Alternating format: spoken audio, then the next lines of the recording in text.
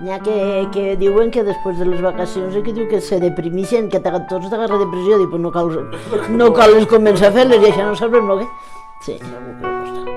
Bueno, el poble va fent perquè han d'eixir fora, que el que es faena d'ací, si no és algun granjero o pues no hi ha faena, han d'eixir fora tots. Els joves perquè estudien, uns van a Vilafranca, els altres se'n van a València o a Castelló, i l'altra gent, doncs això, uns perquè tenen ganaderia, els altres perquè tenen granges, doncs això estarà salvant fent la gent i si fora a treballar, que d'ací no hi ha res.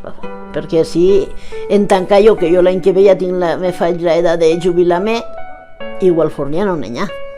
Cada dia menys gent i no tens ajudes per allò de dir per poder tirar avant. Perquè no ajuden prou, haurien d'ajudar una miqueta als pobles. En vez de ficar-nos impostos com diguem, paguem igual com a Castelló una panaderia, t'haurien d'ajudar. En vez de tindre que pagar, no, donar-nos alguna cosa perquè la cosa anarà aguantant-se. I ara no s'aguantarà res.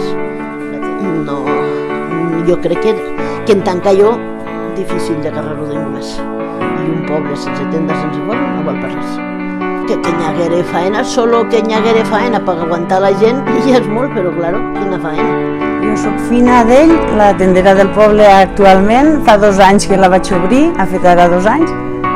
Primer era la tavernera, però era una vida massa obligada i vaig deixar estar i perquè el poble no s'acaba de morir vaig pensar en muntar la tenda, ja que l'anterior s'havia jubilat. I és difícil, sí, perquè la gent major, els joves si no porten faena no podran estar al poble. I s'ha d'intentar fer alguna cosa pels que estan, que no se'n vagin, perquè si no... I la gent major, alguna cosa que pugui anar bé per la gent major perquè pugui estar així al poble, una miqueta de faena a la gent del poble.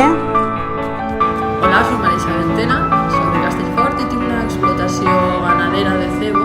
És que cada dia en són menys. Quasi que havíem de tindre un carnet, com us diré, menys de 200 habitants. Això estem salvant-ho quasi, perquè és que nosaltres així encara aguantem, però el que se veu vindre no és bo.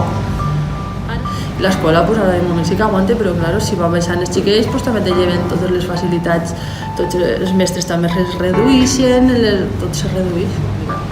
Ara ja arriba la fibra i sí, també seria una possibilitat, vull dir, de poder treballar a casa. Ja no arribo a això, els polítics que són els que cobren que se mereixen, que vegin a veure com ho poden solucionar.